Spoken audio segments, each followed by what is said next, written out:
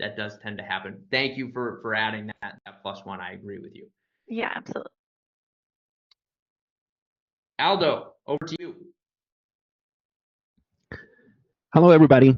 Good to see you. So I do have a question here. We're trying something new in with our team.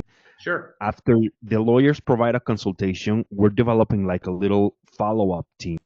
So Okay. if they didn't close it on the first sale, there's another person who will follow up, who will not provide the entire consultation. They will pretty much just do the final push. And Sure. and honestly, it gave us great results with one person. It brought in a significant amount of income, but that person ended up like quitting.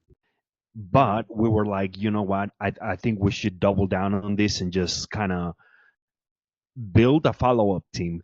Anyway, the reason I want to talk to you is because maybe you have seen these, or maybe you have seen other law firms do something similar. And I don't know. I just wanted to pick your brain and see if you have any ideas in terms of how to compensate these people or anything I should consider for building this team, because I will be the person also doing the recruiting. So I want to know how to compensate them, how to train them, or anything that I should consider. By the way, that person was doing follow-ups for traffic tickets, also family and criminal. Right.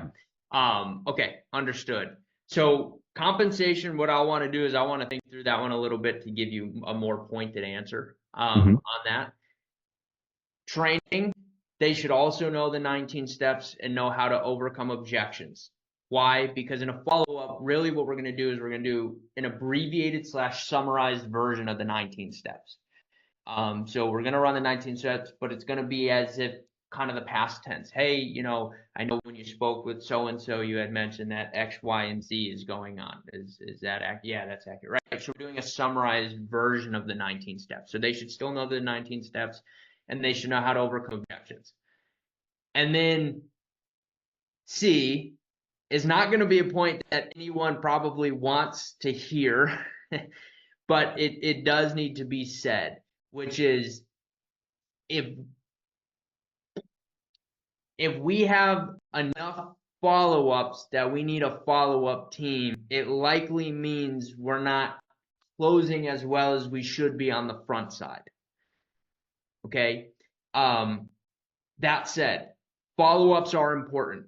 So making sure whether it's a person or a team, traditionally, I will tell you, Aldo, and I know sometimes this can work, sometimes it can't, depending on capacity constraints.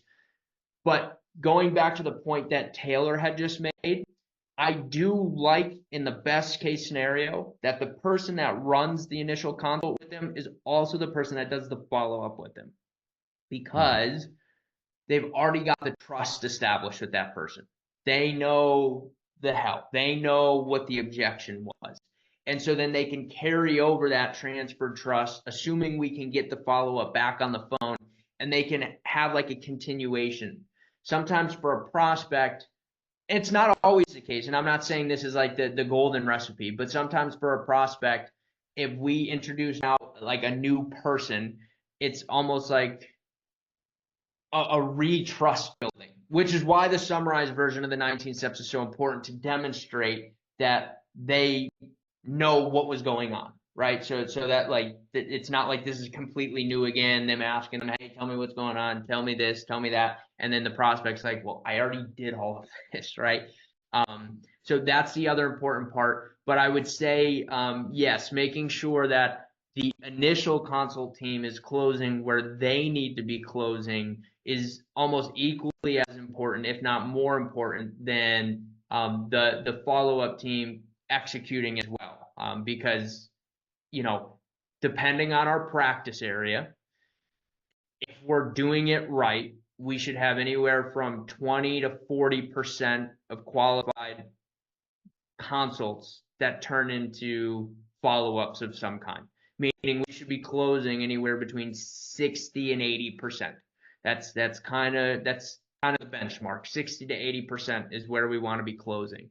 And so then the follow-up team can work that percentage, or depending on how much volume that means for that one particular initial consult, it may be that initial consult person allocating like a couple blocks on their schedule, whether it's 2 days a week, 3 days a week, where they're doing follow-ups and scheduling their follow-ups in that time block.